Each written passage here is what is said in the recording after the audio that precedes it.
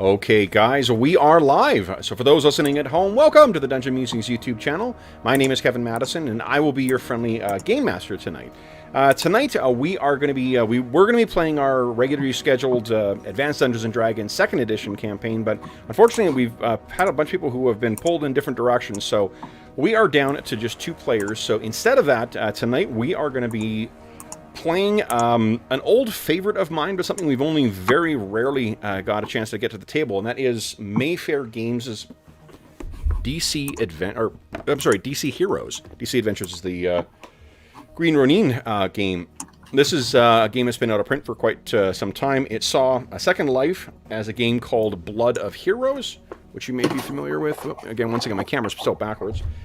And both Jeff and John have played a single session of this, but tonight instead of carrying on with the Suicide Squad characters that we had from before, we're going to ratchet the power level up, and we'll be meeting 2 members of the Green Lantern Corps and setting them on a case. So, let me introduce you to our players first. First up, we've got John. Hey, everyone. And Jeffrey. Everybody. All right, so what do you guys know about the Green Lantern Corps?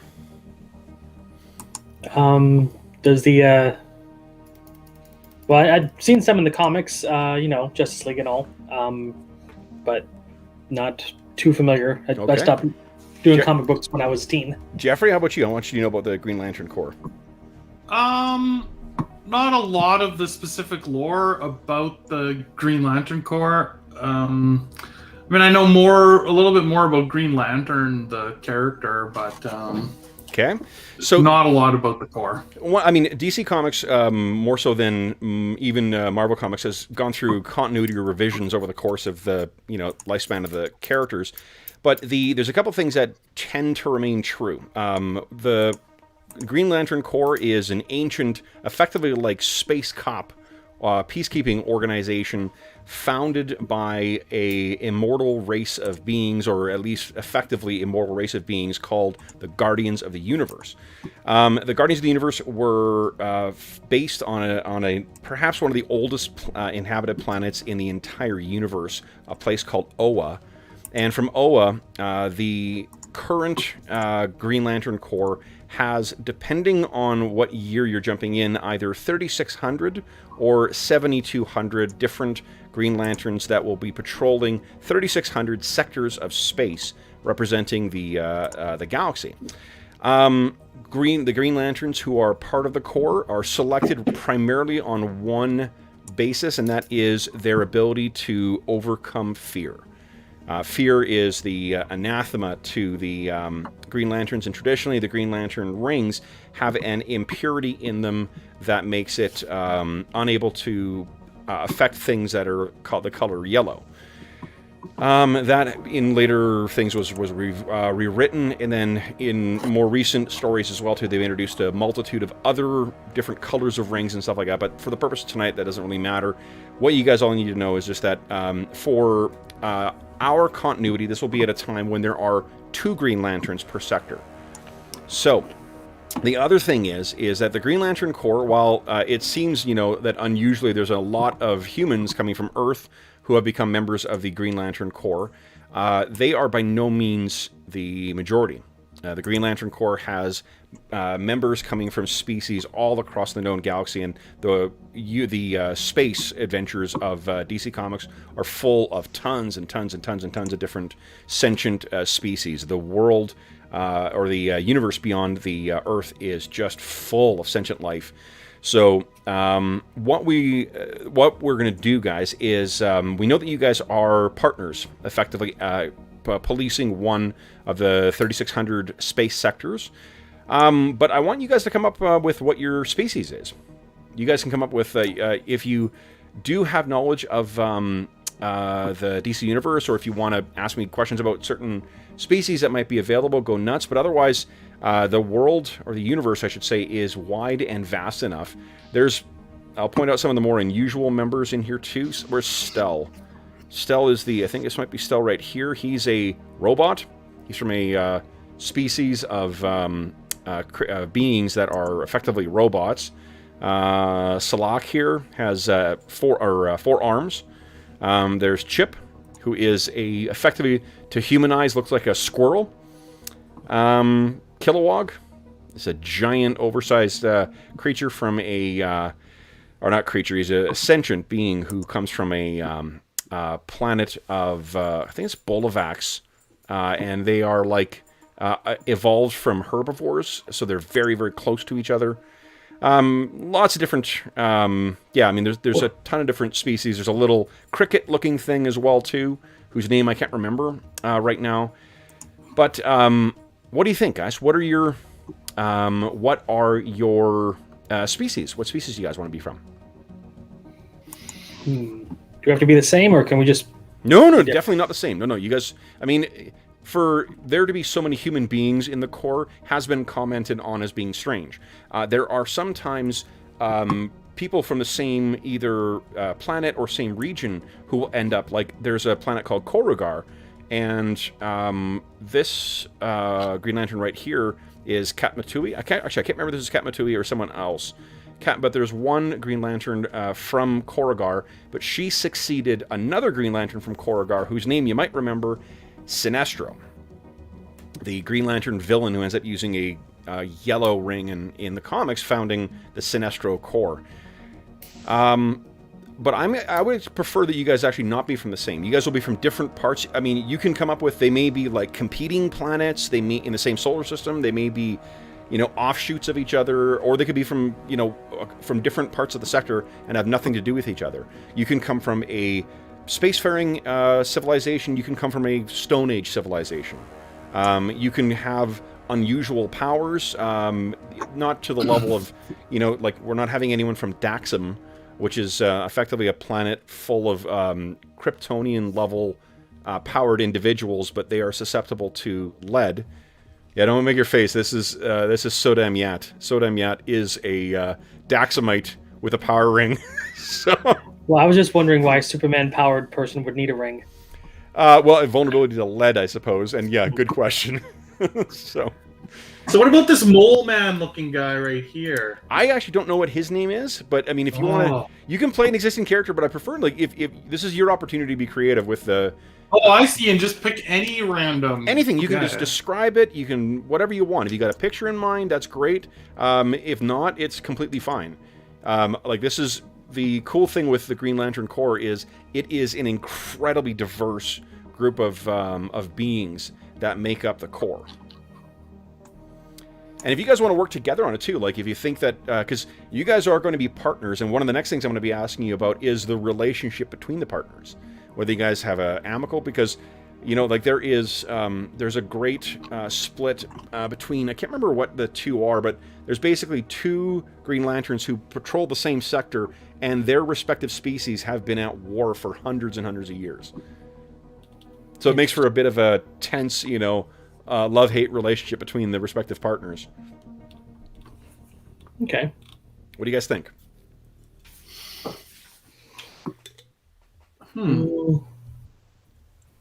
It's like information, just too much.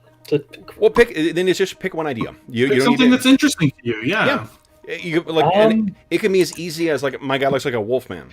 That's good enough. How about a Groot Green Lantern? it's not Marvel, but like a plant one. Yeah, actually, there is he's not in here. There is a Green Lantern called Metaphil, who is from a species that is, a plant.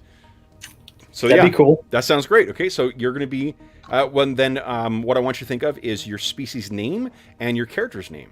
What about you, Jeff? You got an idea? Yeah, I'm thinking a planet of not unlike Earth, but populated by lizard-type people. Okay. And it's sort of like Victorian-ish times, and my character is like sort of a detective, like sort along the lines of Sherlock Holmes or something, like sort of like that style. But they're lizards. Okay. And the okay, that sounds great. So then, what I want you to think of is your species name and your character name. And what do you think, like, in terms of the characters? So, John, you're thinking your character is going to be able to, like, stretch a little bit, is going to be able to, I don't know. What else? So you'll have tougher hide, maybe. I'm thinking more of like a willowy kind of limbs, kind of elongated, like whip crack instead of just bulky and strong. Okay. Sure. Yeah, yeah. Maybe more of like more like animated vines, kind of wrapped together in a tree shape. Love it. Okay. Excellent. Yeah. And then Jeff, what about you? Like, are we thinking it's just going to be like claws and teeth that are otherwise?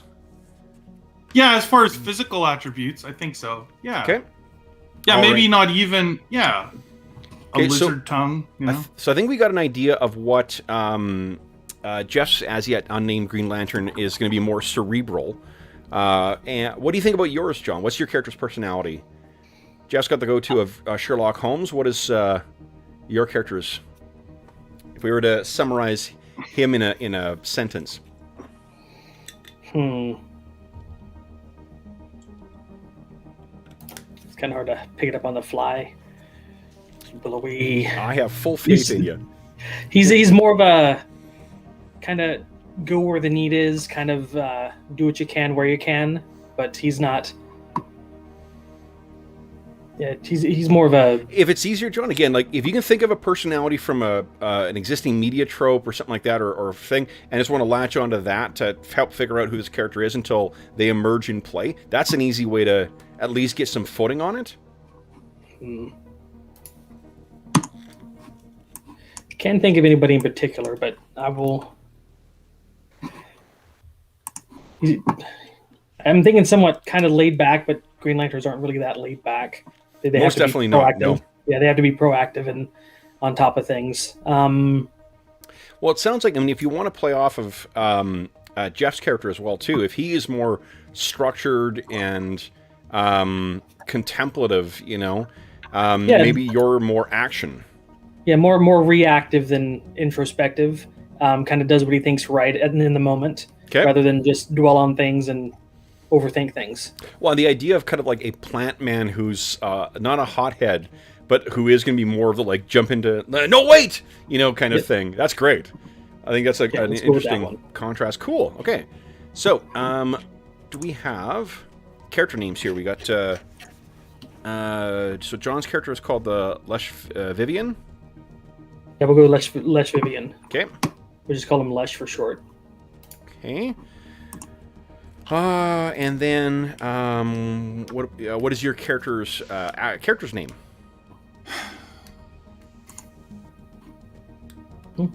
What's your character's name? Oh, let's go with Roll Snap. Roll Snap. Okay. All right. So I think what we'll do is let's bump your dexterity up to 8. And then, Jeffrey, let's jump your intelligence up to 8. The Silisac race, okay. Cool. Are your respective home worlds near each other, or are they far apart?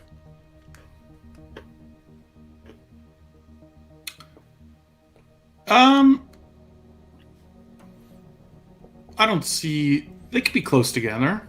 Yeah. Okay. I don't see huge distances. Have your respective species discovered space travel? I would say no. Not for a plant-based species. Okay.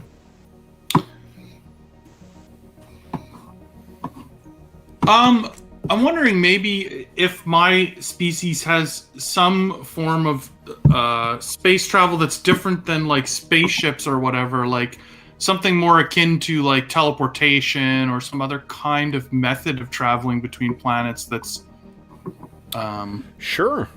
I don't know what's in the DC universe, like as far as that. Yeah, like, I mean, there is for teleportation across big distances. The signature thing is the New Gods technology, the boom tube.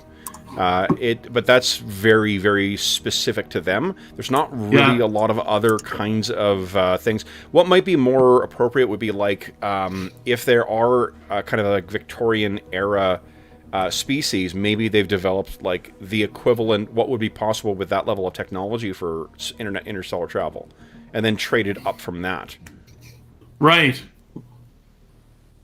Wondering, my character species, maybe they've maybe they have found a way of like leaping from planet to planet, but only places that have plant life. So they just basically broadcast themselves out and assemble out of the vegetation. Okay. And And they don't then actually travel, but they just move. and then build themselves. That's interesting. Yeah, yeah. I mean, there's a concept in the DC universe called the Green, where the planet Earth. That's what Swamp Thing is. Swamp Thing is a champion of the Green in some tellings of it. Champion of the Green, a manifestation of that. Your planet could have been a something where the entire dominant species is something of the Green and a link to it. That's pretty cool. Let's go with that. Okay. And then Jeff, sorry, we didn't get what you could also do is, if it's not the crossing from planet to planet teleporting, what they could have is some kind of short hop teleportation, kind of like a jump drive kind of thing. Right. Yeah. So maybe they've got some kind of a pod, and yeah, they can jump it around. I'm picturing something like Tesla would invent, some kind of crazy coils and powerful electricity, and maybe it's a little scary the first time you see it in operation, but it's sort of become commonplace for our people. What it could be that you guys are just from a quieter corner of the galaxy as well too. That is just not like a lot of the major species that have had a certain level of technology for a very long time. They just they've never reached your region, or they haven't thought they're important. Yeah, we should explain why. Yeah. Oh, yeah. And then it could have been and the space for each of these sectors is so big, we don't necessarily need to have you guys be in contact with each other either.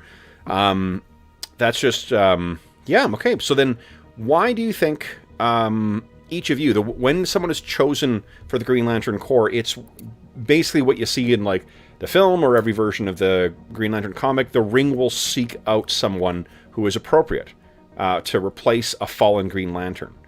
It's sort of an automatic function of it. If a Green Lantern dies, the Ring will zip off and go to the next person, and they seek someone who can overcome great fear. So, for Will Snap and what is your character's name, Jeff? Oh, I'm just saving it. Okay. He's a trouble finder. That's what the job is called on his planet. Okay. And his name is Gar. Gar, okay. So is which of your two characters has been a member of the Green Lantern Corps longer, do you think? Who's the rookie and who is the senior person? And I mean, even though Gar's been a trouble finder but from before too, he could have been called to the Corps later in life as well. Yeah, that's kind of what I'm picturing. I don't know what John's thinking, but plants can live a lot longer, historically than lizards, at least on Earth. So it might be interesting if you've been in the Corps longer. I have a kind of a twist on that. Speaking to how he got his ring, I'm thinking that a Green Lantern might have perished on his planet or wherever Will Snap was. Yep. And kind of as plants do, they kind of grow over and absorb organic life. And maybe I'm thinking he had absorbed or transferred some of the previous Green Lantern's personality into him, and that kind of shaped who he turned into. Not exactly reincarnated, but kind of made him into something the Ring would choose. Okay. So you said maybe there wasn't anybody nearby that would come to the Ring quick enough to stop something from happening. Okay. So it could maybe be your it sounds like your planet actually may not be safe for meat species to. No, I'm envisioning kind of like a jungle kind of thing, and Will Snap is kind of been around a little bit, but still think dinosaurs still roam around. Okay, all right.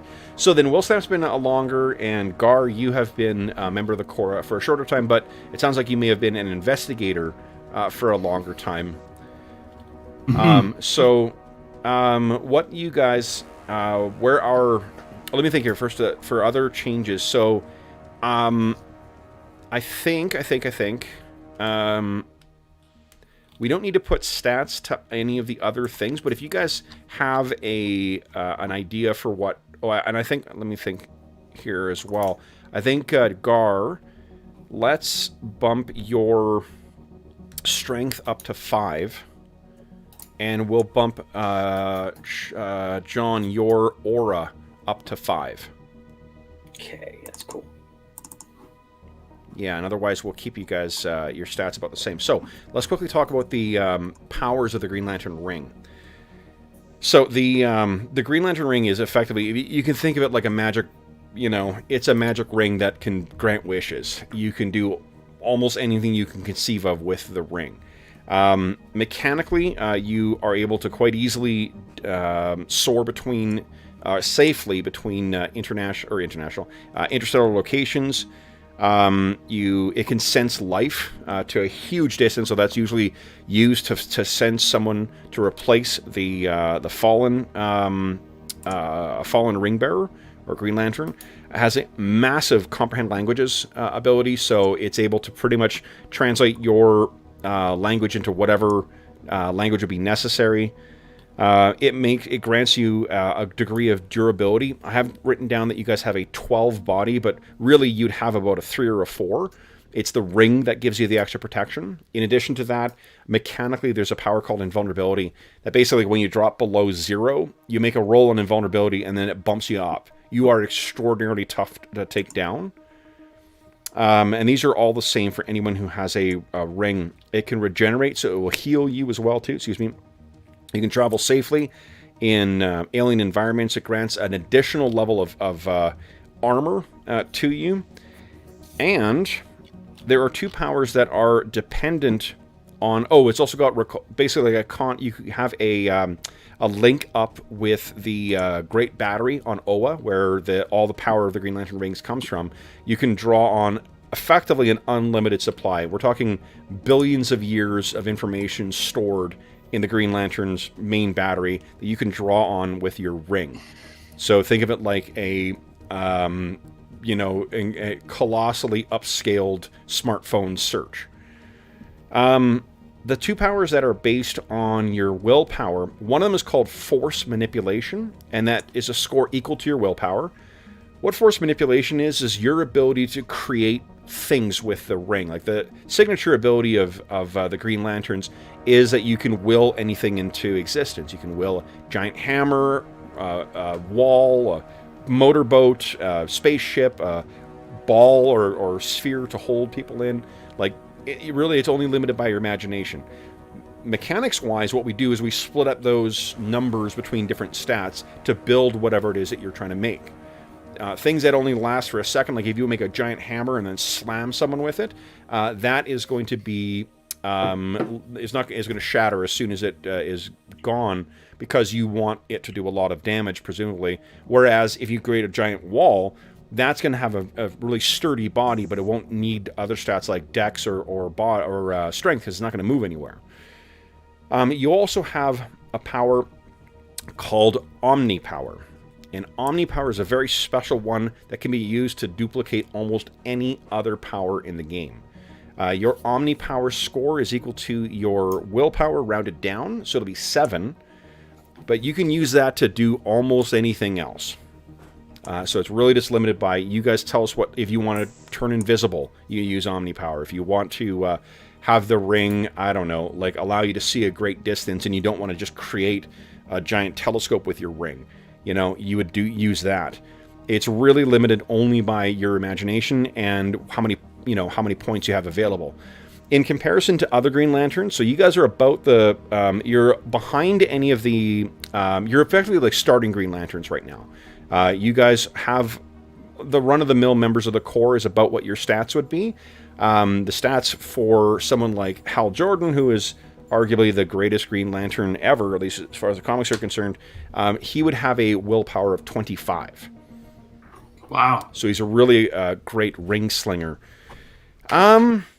But that's really it. I mean, the thing with the Green Lantern Corps is that because the Green Lantern's ring is just so powerful, your other abilities that you've got as a species and whatnot, they pale in comparison to that.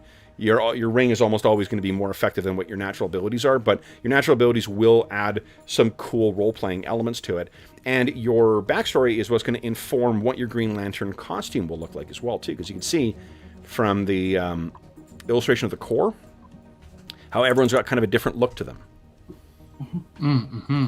You know, there is a character who's, I can't remember what his name is, Jack something or other, I think, is this terrible character from the 90s who's got like a, basically he's a 90s version of Han Solo. He's got a trench coat and he's just the worst. But that's part of his costume, his his Green Lantern costume. So think of what do you think your individual costumes look like, guys? It could be like the standard outfit, like what Kilowog or Sodam Yat. Actually, Sodam Yat's got his own costume as well. Hal has the classic costume, but there's all sorts of variations, even amongst just the humans. Any ideas? Mm-hmm. Yeah. What do you think? You got one, Jeff? Yeah. So I think it would be like a half like the sort of traditional one. Yep. But the big difference would be that if you look at my character portrait that I put up there. Oh, you got a portrait. Nice. I did. The gloves, the gloves are sort of like fancier white gloves. Yep. And he has that sort of fancy kerchief thing around his neck that's in the picture there. But instead, in the middle there, he's got the Green Lantern symbol. Instead of like the red ruby jewel, he's got like emerald Green Lantern core. Wow. Yep. That's fantastic. Thing. Two costumes are going to be wildly different from each other. Yeah. And what about you, Will Snap? So as Will Snap became aware of the Green Lanterns, he understood that humanoids wear clothing. So he decided to his costume is more of like a growth of himself. He's got leaves that grow out in the green and black pattern, and where the symbol is, it's kind of etched out and like flowering, like a blood red flowering. Okay. With the green back to it. Okay. Well, I mean, it would always be red. It would always be green, right? Like the costume will. That is something. It's part of your like your uniform. Okay, so it's basically flowers make up it, so maybe it's a greenish flower. Love it. Yeah, love it.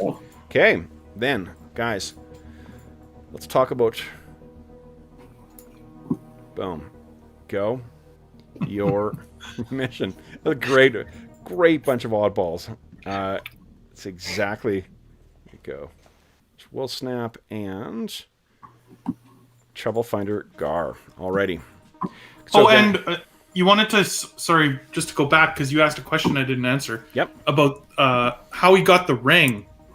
I'm sort of imagining that maybe he was investigating some trouble on the planet that involved the former ring wearer, because it's like they perish, right? And then the ring finds somebody nearby. Yep. So maybe I was investigating something that the former Green Lantern was caught up in the business of, and I was nearby. And as a trouble finder, of course I have no fear. I mean, I'm always going where I shouldn't go, right? That's sort of my whole career. And so the ring found me during this case. Excellent. Okay, cool. So, guys, I think like the Green Lanterns, if there's something that is that the Guardians deem important enough for you to act together, generally you're able to go off and kind of do your own thing. You are sent on missions by the Guardians for billions of years. The Green Lantern Corps has really effectively like policed on its own. It's only recently they've been doubling up in the sectors. But what we open on is you two kind of, dropping out of the kind of, I guess, your space warp or whatever, like whatever your travel means is. And you guys are drifting above an ochre-colored planet that seems to be like a... it doesn't seem to have any significant bluish, parts. There's no clear bodies of water on it. And there is a strange ringed moon around it as well. Basically the illustration. Let me give you a. I'll just duplicate this here. Boop, boop, boop, boop. There we go. And now yellow is a weakness of the rings? Yellow is a weakness. This is more of an ochre color, though, so you shouldn't be... Okay. But yes, your ring will be ineffective on yellow. And that's something we would know. Absolutely. Yeah. Yeah, it's something that's grilled into every Green Lantern recruit because it's the difference between life and death. So, this is sort of what the... from the space, you can see... Looks like there's actually 2 moons here. This is where... So... What you guys have, as you're drifting above here, what you guys have been called here for, this is closer to the galaxy's edge in your sector. Oh, there's 3,600 sectors, guys. What sector do you think you are?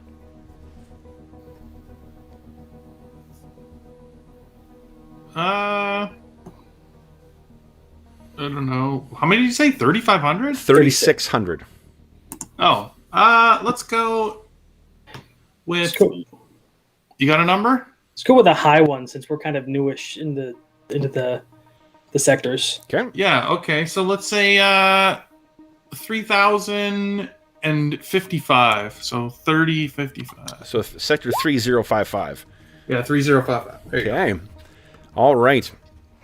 So then, Green Lanterns of Space Sector 3055, you have been called here because there is something unusual happening with this planet. This planet is not part of... it's by no means a busy system. There's really not any major ports in here. There's no major cities. There's no major settlements on any of the other planets. Near the outer system, this system has 8 worlds in it from the sun moving out. This is the 3rd system.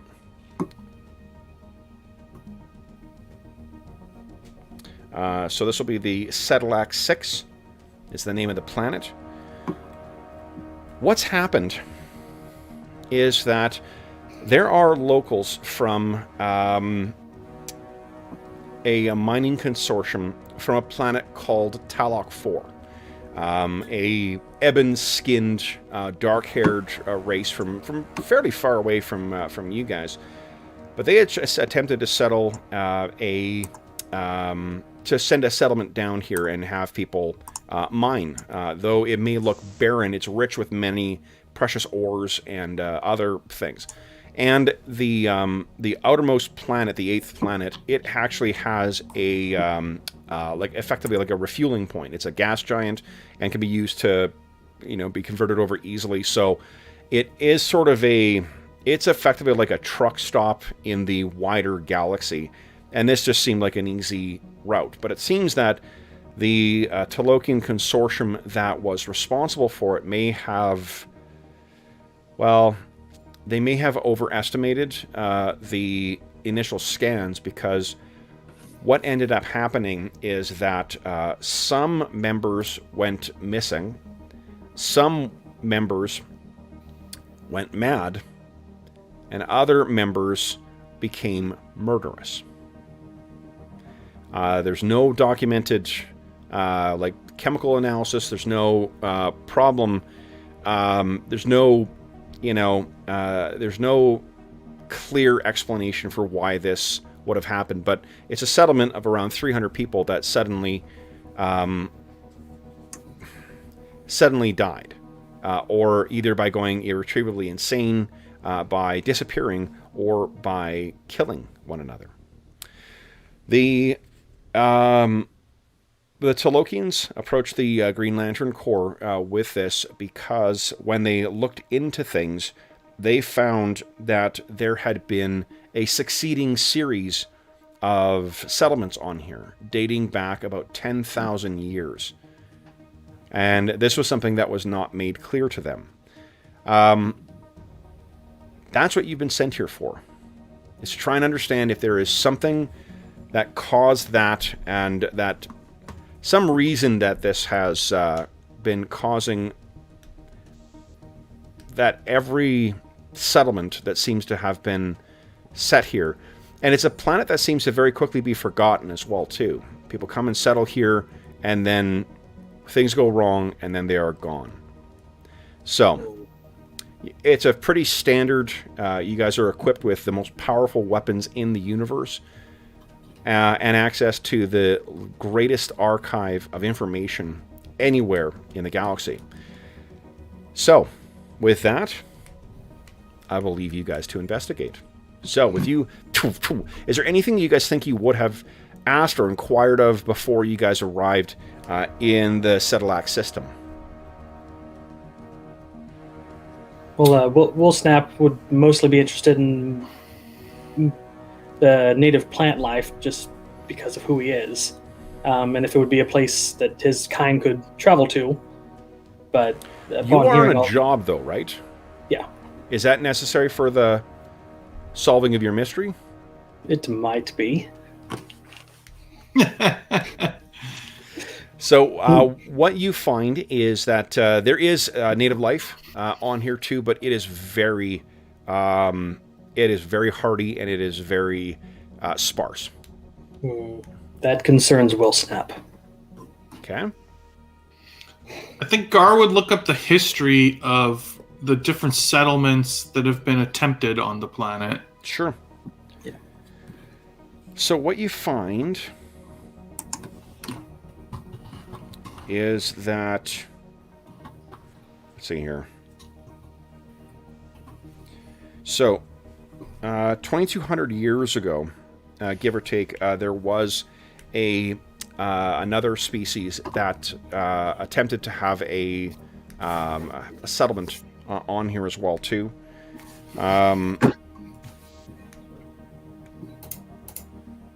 That single settlement only lasted for about 20 years before a series of violent accidents in the mines left several people dead or otherwise crippled, and again, a general unease that's talked of. The records are not terribly clear. Your sector of space has never been terrific at storing and sending out information, and the collapse of a single mining operation is not a concern. The operation that you guys are, the one from Talok, that actually lasted for 15 years before just suddenly collapsing terribly quickly. About 3,000 years before that, there was another settlement as well too, this time a religious commune, and that commune, the records once again are difficult to parse, and they're written in a very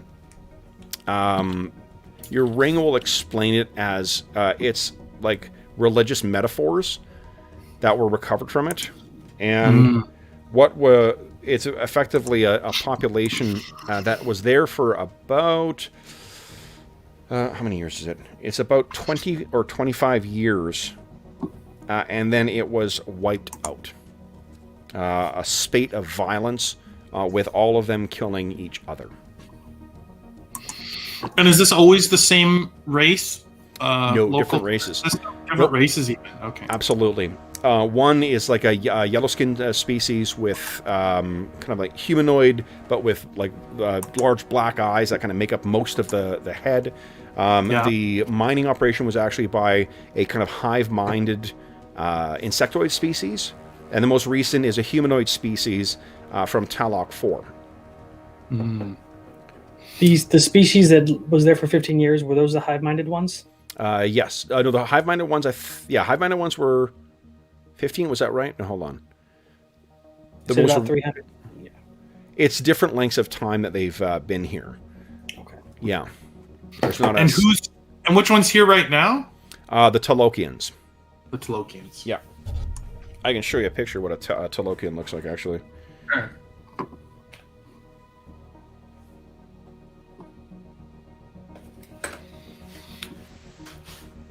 Okay.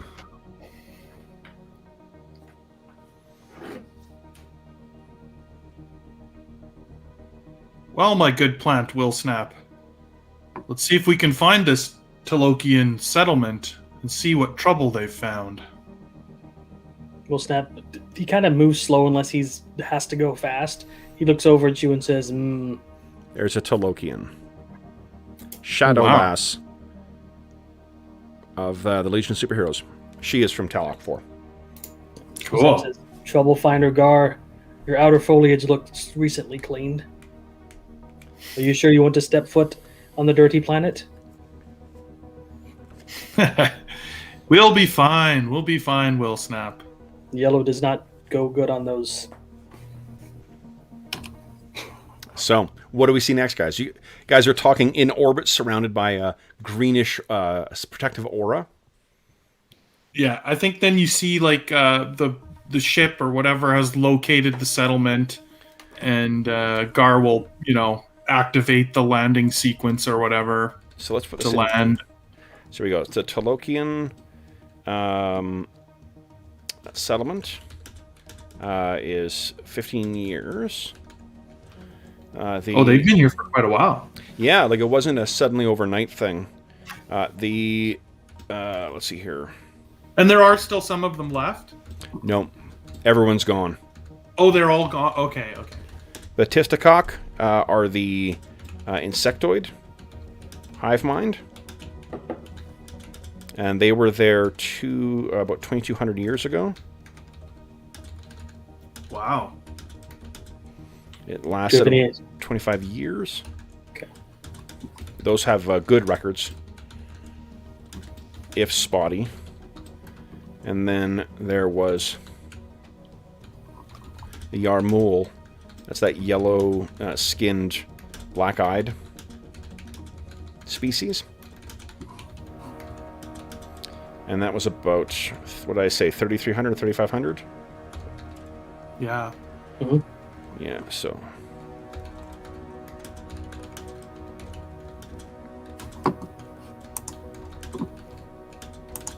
Okay, a religious commune.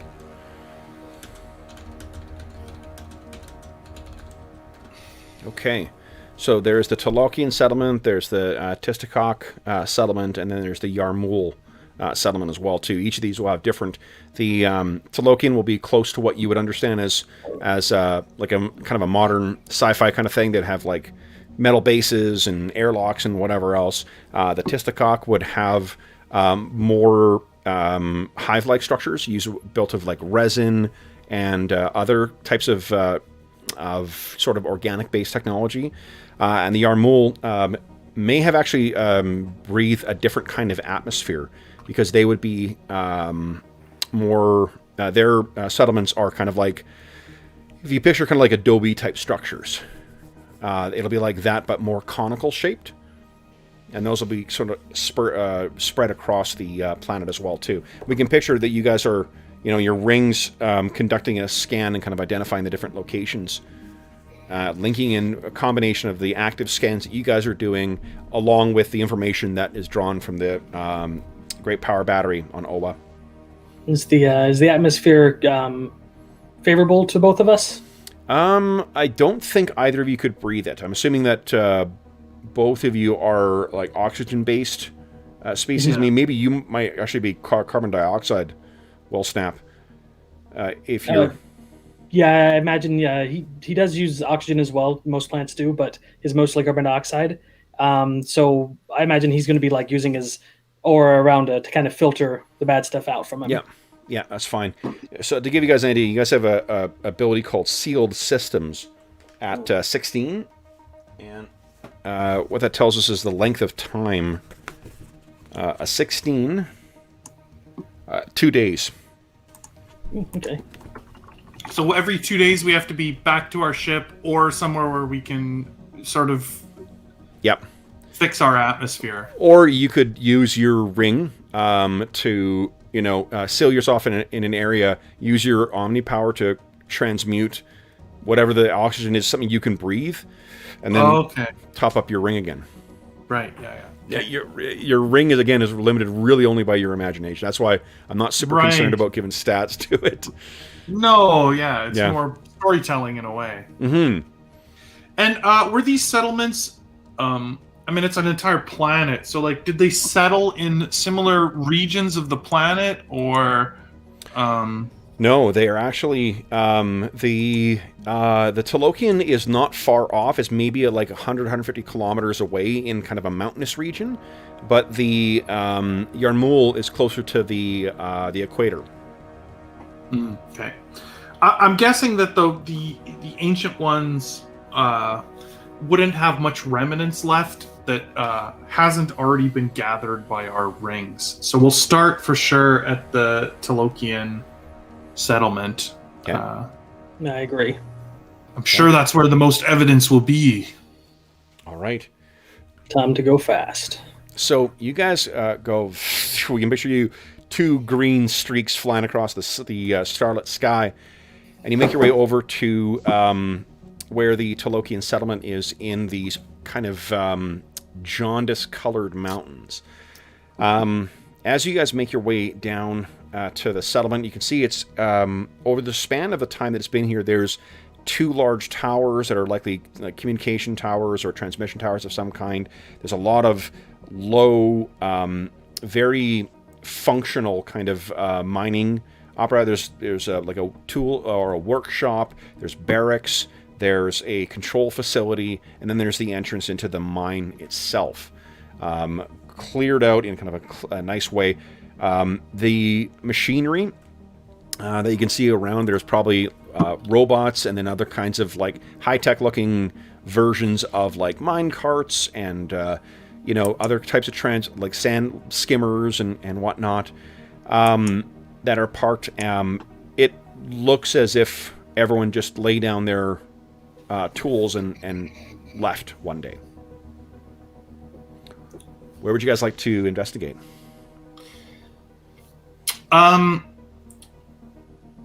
Let's start with anything that looks like a headquarters or a main building. Sure. Okay. So you guys fly over there, and one of the things you can do is you can phase through walls. Nice. Yeah. So we'll just phase right into the sort of most central room, like looking for any recordings or anything to view of sort of maybe that someone left with their idea of what was going on, or that kind of thing, like if you find this message, that kind of thing. Yeah. So you guys get in there, and as you land, the lights are still all out. So it's really just the illumination that comes from the protective aura that surrounds you, thanks to your ring.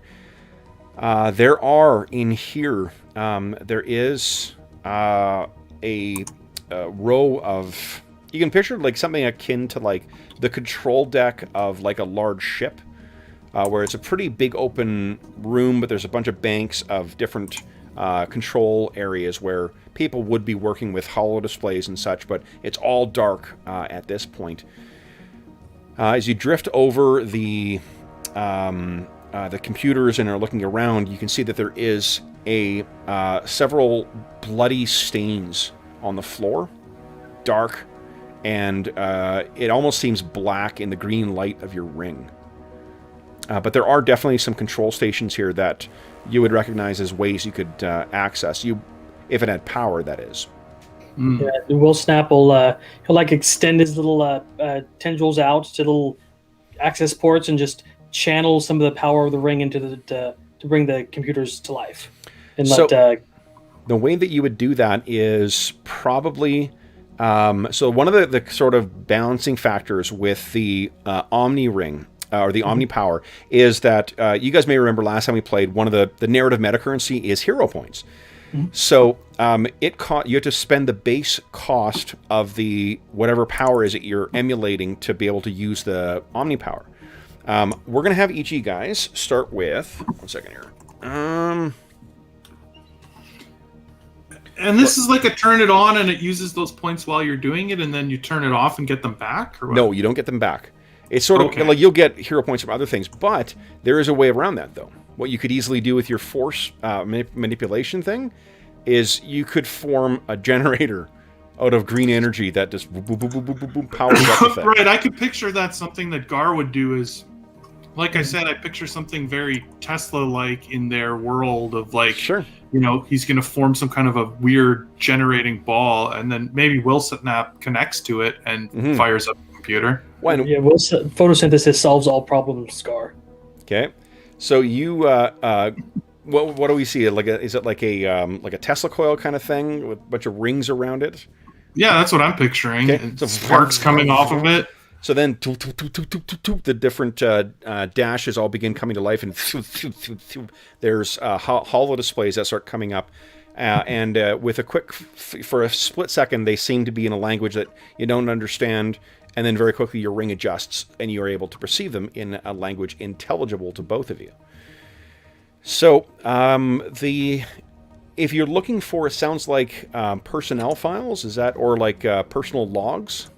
Yeah. Or maybe something left by the commander, the person running this. I don't know what their structure of. So what you can do to avoid yourself, your ring is again like effectively like a supercomputer as well too. It's got an ability called recall that cuts down the length of time that it takes you to process information. So what would you ask the ring? Records of the one in charge of this operation. So, and that what the voice that you hear when your ring speaks to you, what is it? An authoritative man, a pleasant woman, robot-sounding thing? What do you think? I think for Gar, it is his father's voice. Okay. Records accessed, Gar. Excellent. Playback, please. There last recorded message. And it goes up, and what you see is a blue-skinned humanoid man, haircut short. He looks pretty rough looking. Honestly, if you picture kind of what Yondu looks like, not with the weird teeth or whatever, and darker in color, but that kind of like working class type as opposed to like a clean cut superhero. That's what this guy seems to be, and he's got a big bushy jet black beard as well too. And he said the gist of the message is that it is a message back to Talok 4 requesting emergency extraction. There is talk about disorder in the camp. There's been violence among the prisoners. He references previous messages that have apparently been sent. And there's mention of eyes in the mine. The men keep speaking of this again. This place, there's a reason that no one should have stayed here. The message is dated about 3 months ago. Is there anything erratic in his behavior, or can I see anything that looks like something is happening to him as far as like his skin, his eyes, like you know what I mean? Like, is he sick? Is anything going on that I can see? Yeah. I don't think. What do you think Gar's like educational background is? Does he have training in science? Is it more that he's a keen investigator? I imagine that he's a highly educated from his planet type character. So in their ways of science and history, but definitely for something like this, he would have done research into each of the species that had landed here, their biology, their formology, the things that he could learn. He uses his knowledge to make it seem magical when he spots things, but really he's done his homework is kind of the way I see it. Okay, let's do this then. Let's what is your intelligence? 8. 8. Okay. So I don't think I said you guys each have 70 hero points. Oh wow. Okay. Yep. Now, this is, let me get rid of our friends, the Suicide Squad. I remember this table. Yeah. Yeah. So, we're going to be looking at the action table here. You have an 8 in, let me do no snapping here. Here we go. So, you got an 8. is your acting value on this. I'm going to put the opposing value at a 5. So right here. So we'll look down, and we can see you need to roll a 9 or higher. What you could do is you could spend points to temporarily buff up your... You're going to roll 2d10, and on doubles you get to roll again. You could bump it up, if you like, to spend points up to double what your starting score is. Okay. So what's my starting score? Your starting score is an 8. It's whatever your intelligence is. Oh, and I have to get to... Oh, you know what I'll do as well? Because you've got... I'm assuming you're going to have sciences linked to your intelligence, which will be about the same. I'll actually let you roll on a 9 or a 10 to start with. Okay. Meaning I need I need to roll a 7 total on 2d10. Correct. To succeed. Okay. And how do I spend... Why don't I spend some hero points just so we can see how it works? Sure. How many points do you want to spend? So, like, if you're currently at... Well, it would be a 1 column shift up. So you're at 8 right now. If you spent 1 point, it puts you here. If you spent 3, it puts you here. Yeah, let's spend 3 points. 3 points, okay. So actually that puts you 1 further down. So you need a 4 or higher. Go ahead and give us a roll. And that's under... Is this under HPs on the character sheet? Yes, yeah. HPs is hero points. So I'll have 67 left of 70. Okay. And I roll 2d10. 2d10, please.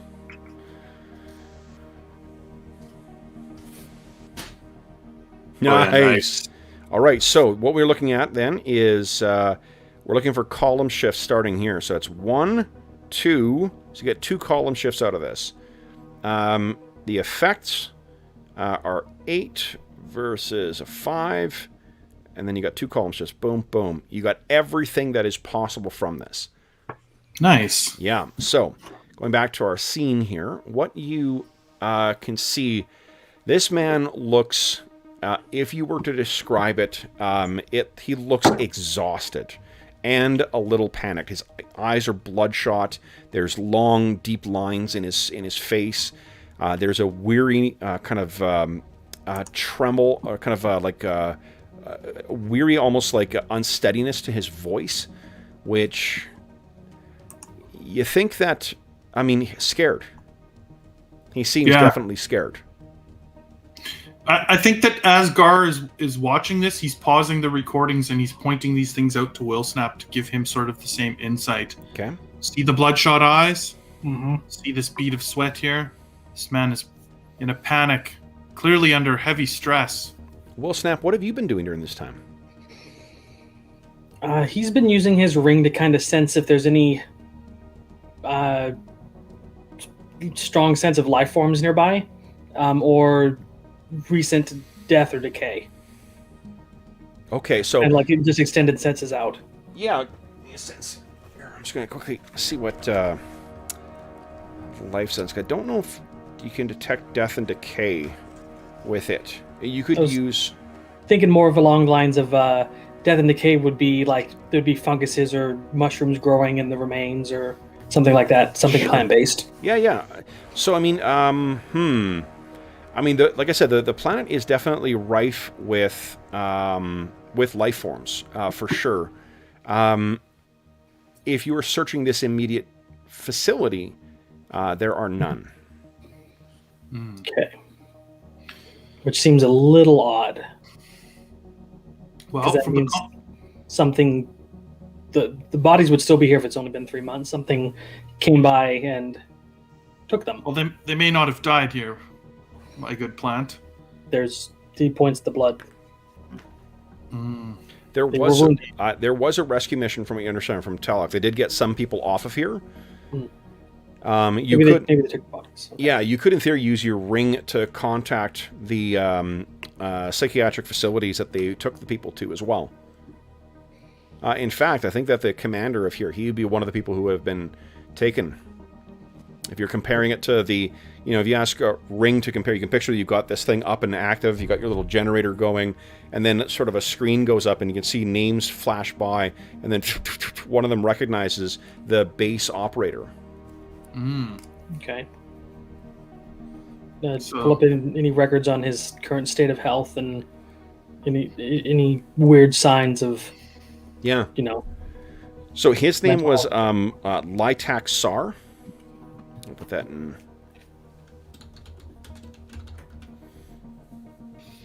Lytak Sar was the Talokian commander of this place. And he was apparently taken away to like one sector over to a psychiatric facility treating for, to be honest, a variety of psychological conditions, depression. Did they put him in biological quarantine? They did when they came to the planet, but extensive surveys have been done of the planet by the Talokians. They don't have the benefit of a Green Lantern ring, but they, like there's surveys of this planet dating back at least 10,000 years. So Gar would be thinking, it doesn't feel like they were poisoned or physically attacked. Do the Green Lantern rings provide any type of psychic or mental protection from... Those who are selected to become members of the Corps often have very formidable natural defenses. Okay, yeah. But no, the rings themselves do not. Yeah, okay. What you could do, though, is you could, in theory, use your Omni power to create like a mental shield, a psychic barrier, if you will. Right, like sort of a special helmet of... Yeah. For an extra layer of... Yeah, and what Mind Shield would be, it would only cost you guys 10 hero points. And you can use it for the duration of the adventure. Yeah, we'll agree that whatever inflicted these was mental. And it seems of prudent nature to equip the mind shields to our suits. So, if you guys do that, if you guys points? 10 hero points to activate that, and then what it'll be is you can basically when you guys are defending against any kind of mental effect, you count your mind as, I think it's 7. Your Omni power is 7, right? Mm-hmm. So you treat your mind as 7 higher than what's listed. Wow, cool. so Yeah. we'll have The downside is that means you your only power you'll really have you have to rely on your force manipulation then. Right. acceptable. Okay. So It's a good start anyway. psychic shields are up. And with that, would you guys each give me kindly a... Let's see here. I'm going to get you to make... Hold, did I give you guys a handout? No handouts. No handouts. Hold up. I think I've got... Because I can give you the 2 charts, so we don't have to keep going back to that big one. I think you guys are conversant enough with sort of where they are and how you make use of them, so we don't need to... if you'd prefer, we can always go back to that as well, but here we go. Let's see how this looks in the handout format. Here you go, guys. Boom. Yeah, it's good size, right? If you click on it. Oh, yeah. Yeah, it's not bad at all. Okay. All right. So then, what I'd like you guys to do is to kindly give me an intelligence roll. Now, hold on. I think, Gar, from the way you described your character, I think you would have the detective skill at your equal to your intelligence. Yeah, I would think so. So you can treat... Let's see here. I'll actually treat the difficulty as 1 lower. I think your will snap, given your background... You know what? Because of the connection with the green, I'm actually going to give you... what is your intelligence? It is 6. 6, okay. You're going to have... Well, what is your influence? Influence is 5. It's 5, okay. You will have a occultist skill equal to 5, and both of you will have scientist equal to your intelligence. And Okay. when you each take medicine equal to your intelligence as well. Okay, wait. Detective of 8. Medicine of... What did you say, Kev? Medicine 5? equal to your intelligence. Oh, intelligence. Okay. And then yours, yeah, that sounds about right. Okay. And scientist as well. Yeah. And Will Snap, because of the way you described him, I think I'll give you acrobatics equal to your dexterity. Cool. So, mechanics-wise, the thing where that might come in is you can, if you choose to dodge, you can add that number to your dexterity as opposed to just getting a one-column shift. Okay. Which is huge. Huge, huge, huge. Yeah, with him being so loose and viney, he could just... Yeah, exactly. So what I think then, guys, is would you kindly give me a intelligence check against, for you, Gar, it will be a 5, actually be a 6, and then for you, Will Snap, it'll be an 8, please. Okay. You guys can go ahead and spend what...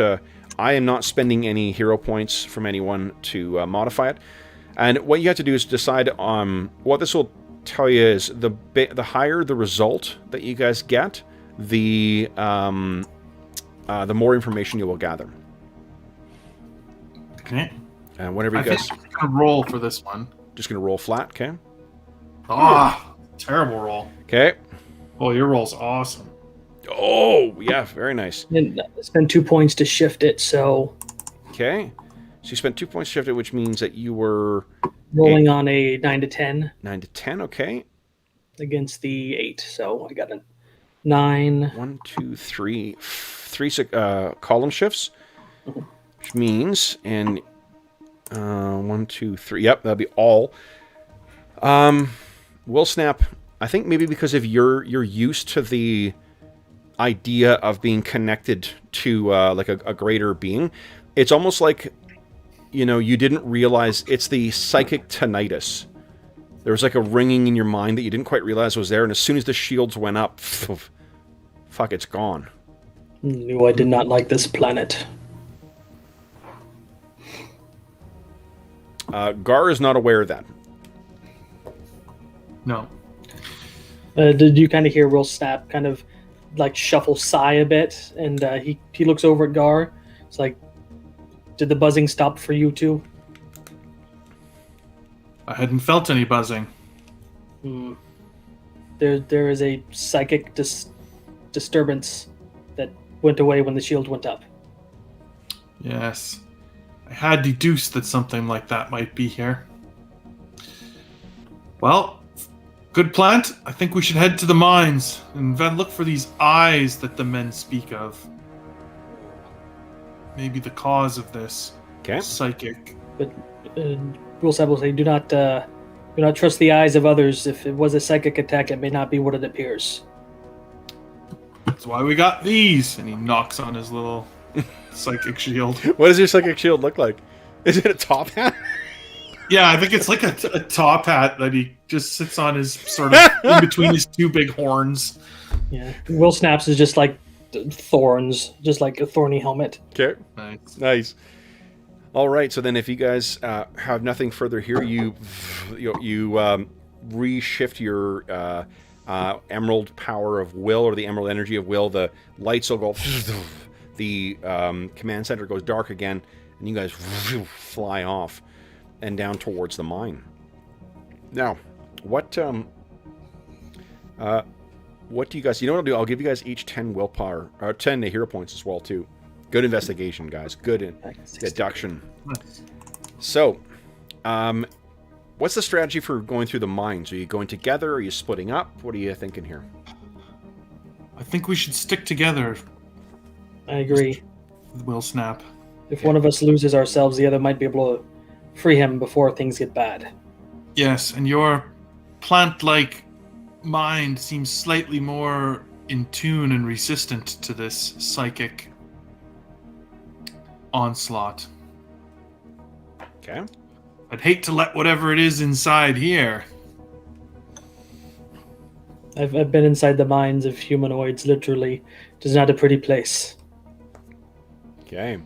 So, we see you guys kind of zipping. You can picture that, like, in the film version of this, we'd be in perfect blackness until we see, these two emerald, light illuminated guys going down. The mines are huge, and you find that beneath the surface, it actually becomes kind of honeycombed as well, and the mines.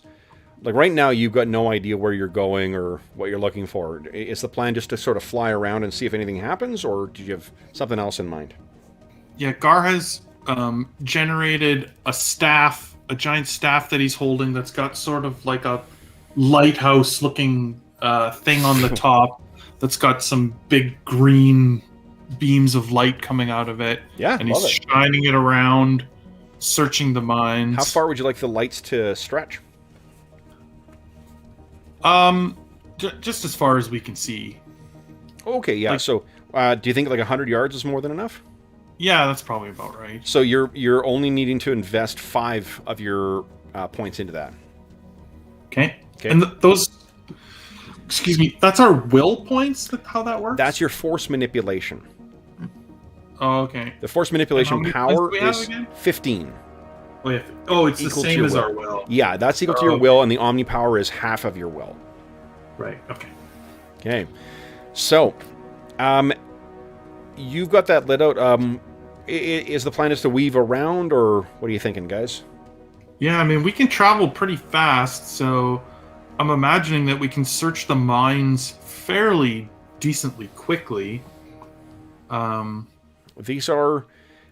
it's for here 15 years worth of mining using pretty advanced technology, and that's. I think we go deep though. Like down is the path. Sure. We'll say many of these things it took many years for the whatever it was to find them and consume them, so it must live deep.